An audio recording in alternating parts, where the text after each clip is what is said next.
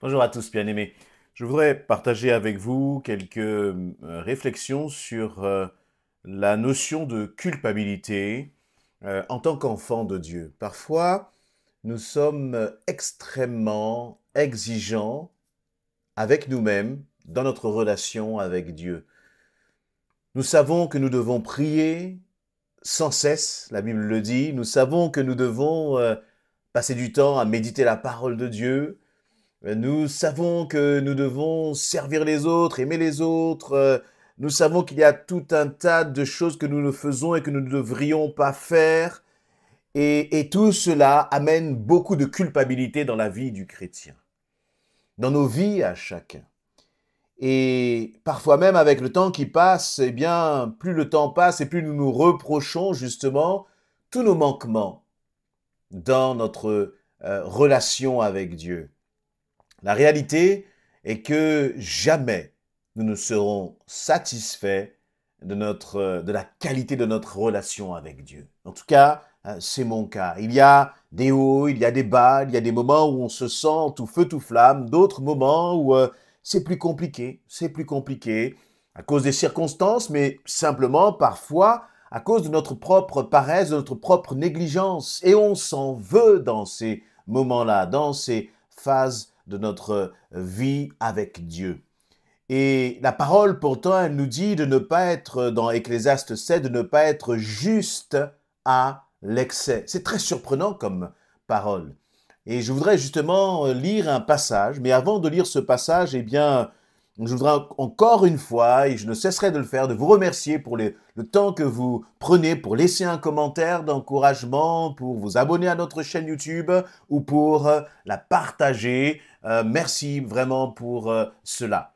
Je voudrais maintenant lire avec vous dans Ézéchiel, chapitre 33, les versets 9, 10 et 11. Donc Dieu parle à travers son prophète, le prophète Ézéchiel, et il dit ceci: « Si au contraire, tu avertis le méchant en lui demandant d'abandonner sa mauvaise conduite, et s'il ne veut pas l'abandonner, il mourra à cause de sa faute, mais toi, tu seras déchargé de toute responsabilité. » Vous voyez là, donc, Dieu invite Ézéchiel, il invite le juste finalement à être vrai avec l'autre. Si tu vois que l'autre pêche, dis-lui. N'essaye pas de dissimuler, de cacher sa faute, mais va le voir, parle-lui, afin qu'à travers ta parole, par la grâce de Dieu, il soit repris et il change de direction. Je lis maintenant le verset 10. « Fils d'homme, dis à la communauté d'Israël. » Donc, il parle là à Ézéchiel. « Ézéchiel, dis à la communauté d'Israël. Vous ne cessez de répéter, comment pourrions-nous vivre puisque nos rébellions, nos fautes pèsent sur nous et que nous dépérissons à cause d'elles? Dis-leur, aussi vrai que je suis vivant, le Seigneur l'Éternel le déclare, je ne prends aucun plaisir à la mort du méchant. Je désire qu'il abandonne sa conduite et qu'il vive. Détournez-vous donc de votre mauvaise conduite. Pourquoi devriez-vous mourir, gens d'Israël? » Donc, j'explique là ces deux versets. Dieu va parler à Ézéchiel, il va lui dire, mais tu vois le peuple d'Israël là, il répète tout le temps, comment pourrions-nous vivre puisque nos rébellions et nos fautes pèsent sur nous et que nous dépérissons à cause d'elles? C'est-à-dire que le peuple d'Israël se lamente. Ils se lamentent à cause de leurs propres péchés. Ils se reprochent leur attitude de rébellion. Ils se reprochent leurs fautes et ils disent finalement, ben, nous ne pouvons pas vivre. Nous ne pouvons pas continuer de vivre parce que nous nous rebellons, parce que nous agissons mal. Et d'une certaine façon, nous aussi, nous pouvons être dans cette attitude-là. Nous pouvons dire, Seigneur, je ne te mérite pas. Seigneur, je ne suis pas un enfant de Dieu parce que je ne lis pas assez ma Bible, parce que je ne jeûne pas assez, parce que je ne prie pas assez. Et je crois que dans tout cela, nous devons être des chrétiens équilibrés, passionnés de Christ, mais équilibrés dans notre façon de nous voir. Si aujourd'hui tu passes un jour par semaine à jeûner, eh bien, au bout de quelques temps, tu vas te dire, ce n'est pas suffisant, je dois aller plus loin, je dois rajouter encore une demi-journée, et encore une journée entière, et une journée supplémentaire. Pourquoi? Parce que la réalité, c'est que nous ne pouvons pas gagner le cœur de Dieu par nos actes. Ce ne sera jamais suffisant. Nous serons toujours indignes de son amour. La parole va nous dire que, eh bien, dans Jean 15,16, que c'est, comment dire, que c'est lui qui nous a aimés le premier. Ce n'est pas nous qui l'avons aimé, c'est lui qui nous a aimés le premier. C'est lui qui nous a établis. Alors même que nous étions encore pécheurs, le Seigneur est venu vers nous. Et ce n'est pas le contraire. Et donc ce n'est pas nos actions qui vont faire que nous sommes aimés de Dieu. Nous sommes aimés de Dieu. Quoi qu'il en coûte, quoi qu'il arrive, quoi qu'il se passe, nous sommes aimés de Dieu. Et c'est normal, bien sûr, qu'en tant qu'enfants de Dieu, nous aspirions à mener une vie qui soit agréable à Dieu. Mais ce désir d'être agréable à Dieu ne doit pas nous faire tomber dans un excès d'excès de justice, comme il est dit dans Ecclésiaste chapitre 7. Tu ne vas pas gagner le cœur de Dieu par tes actions. Tu peux réjouir le cœur de Dieu parce que tu es un enfant qui aime Dieu et qui, dans ton amour pour Dieu, marche dans l'obéissance. Mais nous ne devons pas aspirer à une sorte de perfectionnisme. Vous voyez, la perfection, c'est-à-dire la perfection dans nos actes, personne ne pourra l'atteindre. Et donc, cela va toujours créer une insatisfaction. Nous sommes parfaits à travers Christ. C'est parce que Christ nous couvre. Le Père, lorsqu'il nous regarde, il voit Christ. Et donc, il voit la perfection de Christ en nous. Mais qui par ses actes, qui par ses pensées, qui même par ses exigences peut se dire parfait? Bien-aimé, j'ai pu prêcher avec sincérité, avec cœur, avec amour, et je crois en parlant de la part de Dieu. Et juste après, eh bien, tomber, échouer, être en dessous du standard que j'avais prêché. Mais cela me rappelle combien il y a la grâce de Dieu et combien j'ai besoin de la grâce de Dieu, parce que par moi-même, je ne suis rien. Et le Seigneur reprend le peuple d'Israël et leur dit, mais vous dites, à cause de nos fautes, nous devrions périr. Mais le Seigneur dit, mais moi je ne veux pas que le méchant périsse. Mon désir, ce n'est pas que vous périssiez, mais mon désir, c'est que vous viviez. Et le désir du Seigneur pour toi, c'est que tu vives. C'est que tu sors de tes reproches, de ta culpabilité. Parce que les reproches et la culpabilité, ça ne change rien. On peut se reprocher beaucoup de choses. Et c'est ce qu'il va dire, ce que le Seigneur attend de nous finalement, c'est que l'on se détourne de notre mauvaise conduite. Ce n'est pas des lamentations, ce n'est pas des pleurs, ce n'est pas des reproches. Finalement, c'est ce que Judas, lorsqu'il a trahi Jésus, eh bien, a fait. Et ça s'est terminé par un suicide. Non, ce que Dieu veut, c'est que tu reviennes à lui.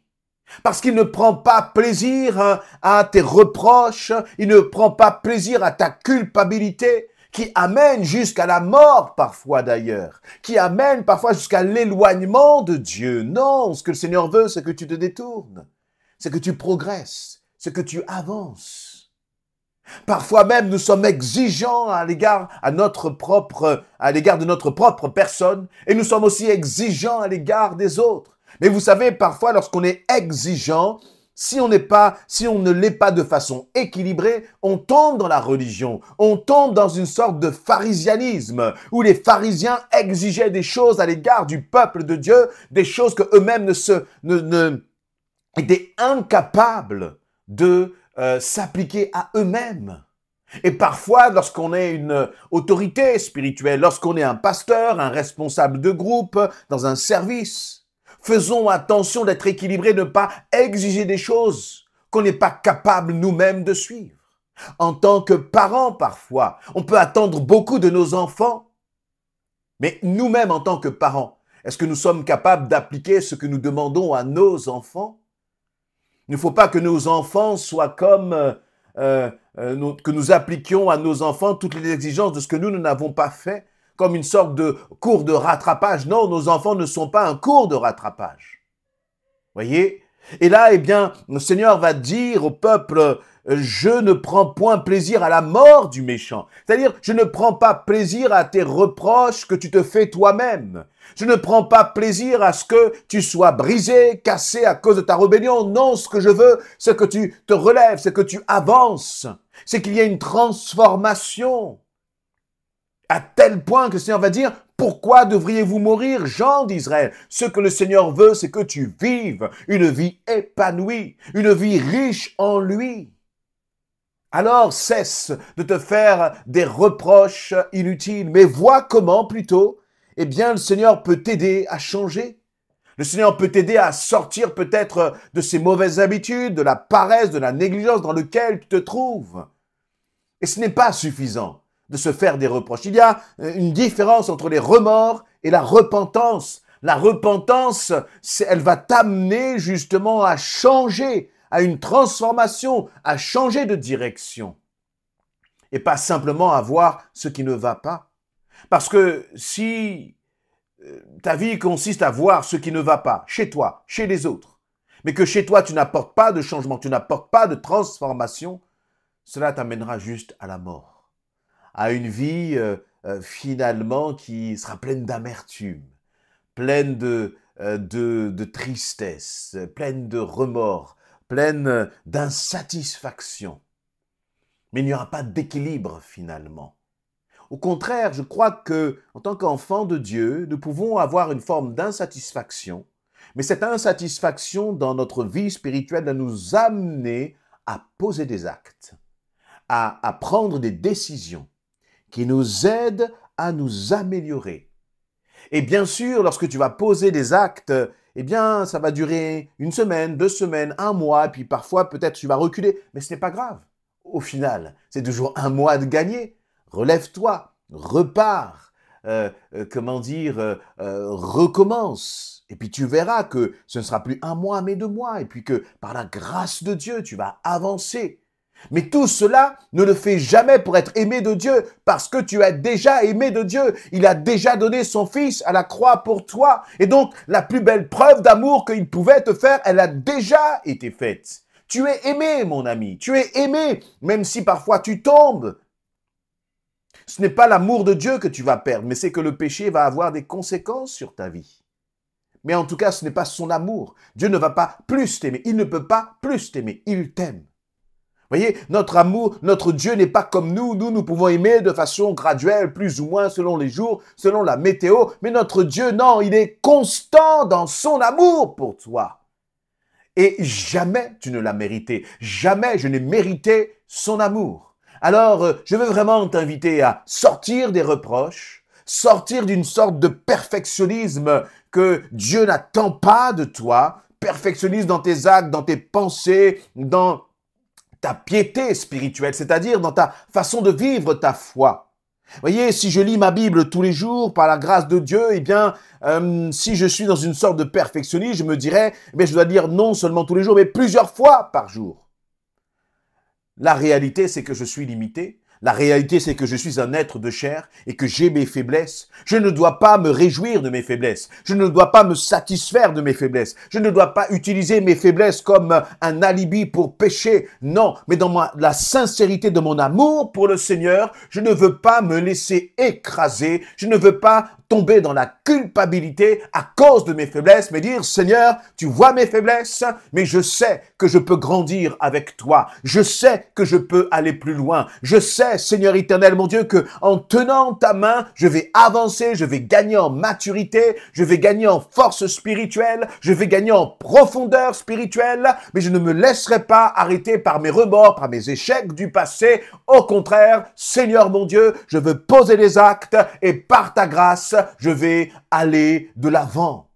Voilà ce que le Seigneur attend de nous, attend de toi comme attitude de cœur. Tu es enfant de Dieu, tu es chéri de Dieu, tu es aimé de lui. Et le désir du Seigneur, c'est de prendre l'enfant que nous sommes pour nous amener à l'état d'adulte spirituel, en dehors de toute culpabilité, de toute accusation, parce qu'il y en a un qui est un accusateur, c'est l'ennemi de ton âme, l'ennemi de ton âme. Mais le Seigneur n'est pas venu pour t'accuser. Il est venu pour t'encourager. Alors, comme nous dit ce verset, si justement ton âme, ta conscience te condamne, lui, il ne te condamne pas.